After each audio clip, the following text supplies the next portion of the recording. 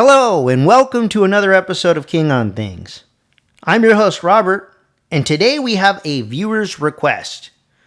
Casey Blade Drip writes, "Can we see a video where you show us your typical EDC rotation?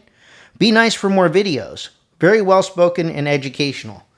Well, thank you very much, Casey Blade Drip. I appreciate the compliments and definitely would be interested to share my EDC rotation with you guys. And I'm going to start, probably make it a multi-part series, but I'm going to start with the knives. So that being said, as you can see in front of us here, we have several knives, and at any given time, one of these knives is typically on me. We'll start with the one I carry the most, and it's this Medford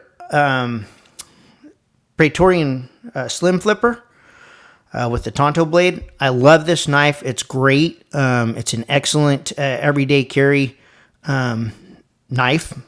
Pretty much does everything I need it to. I would carry it even more, but the problem is I live in the outside of the city of Sacramento, and I can carry this knife that's over 3 inches, but once I get into the city, I've got to adhere to a law or an ordinance that says that I have to have a blade under 3 inches long. So, that being said, we'll move on to what do I carry when I'm inside the city limits. So we'll start with this Chris Reeve. It's a small Incosi, and this blade here is under 3 inches. It's 2.8 inches or something like that. An excellent, well-built knife. One thing I don't like about this is the thumb stud. I'm getting more and more used to it, but I prefer the flippers. They're much faster to open, but this is still not bad, and it's great as a tool. So, all right, moving on. So if I'm not carrying that in city limits, I'll carry this Medford Micro Praetorian, which is also under 3 inches, nice and ornate. Beautiful knife. One of my favorite as far as the aesthetics are concerned.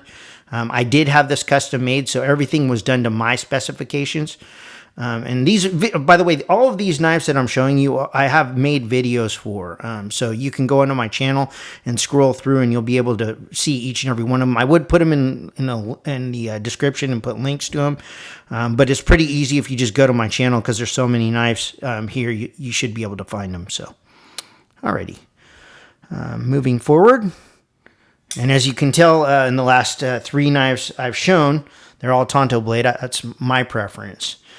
If I was to go out of town, this right here is a Buck Sprint Pro. It is not a very expensive knife. That's what I like about it. If I lost it, it's well under $200.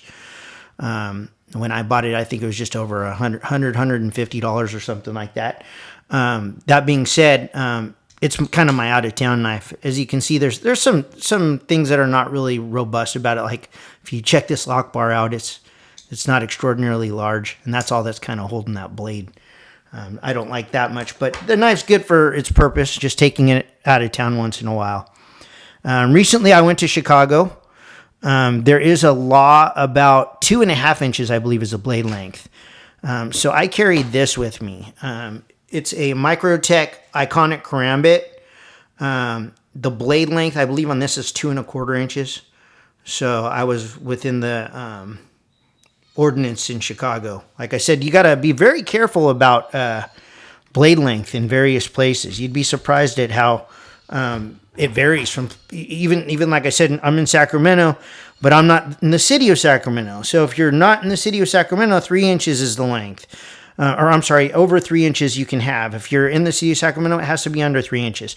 So all these different blade lengths are kind of a challenge to get to understand and know, and you should really familiarize yourself with those laws and ordinances in your given areas so you don't end up finding yourself in a problem with law enforcement, right? So moving forward to another knife I like to carry, and this one's I think about a little over 2.5 inches. This is a cool, it's a kind of like a karambit style, but it's got a Tonto blade on it. So this is cool when you go to a place where it has to be under 3 inches. The only reason I didn't carry this in Chicago is because it's like 0.05 inches over the length. So anyhow, that's this, and that was a fox dart is what that's called. So another fox karambit knife is this fox. This is really cool. I think the model on this is the 599. Yeah, it's the FX 599. Its blade length, I think, is like 2.5 inches or two. I think it's 2.5 inches.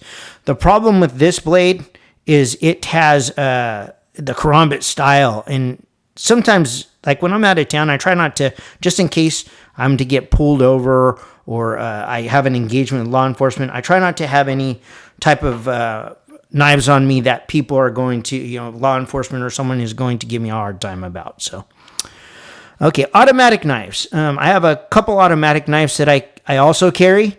This is a Microtech Troodon. It is a California legal automatic knife. Once again, the ordinances. The ordinance in Sacramento City says you cannot have any type of automatic knife. Outside of the city limits, I can have an automatic knife. So, like I said, you want to make sure to check and validate for yourself. This is my understanding of the law. So any of you in Sacramento watching this video, it's not gospel. It's my understanding of the law. I'm not an attorney. I'm not trying to give legal advice. I'm just trying to tell you my understanding. So that said, sometimes I'll carry this where I'm around, but if I'm going into downtown or the city of Sacramento, I can't carry this legally, right? Another kind of cool small knife is this UTX 70 Microtech. Once again, ordinances. It is under 2 inches. It meets the California compliance standards for blade length, but unfortunately, if we go into the city, not allowed. Oops. And let's see. So by my nightstand.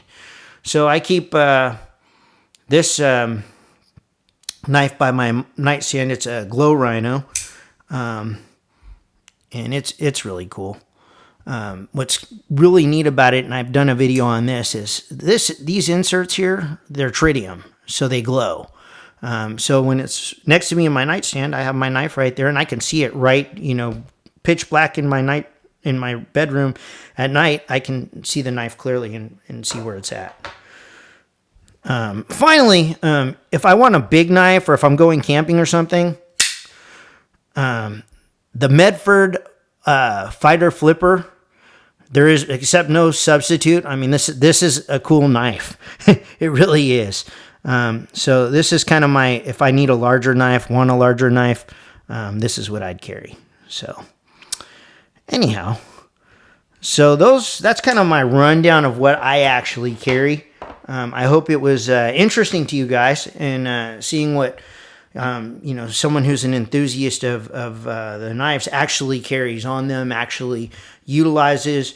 I like to kind of have a variation in a selection that I can choose from, but I also have a lot of safe queens, or whatever you want to call the knives that you put away in the safe and you just kind of collect them and don't use.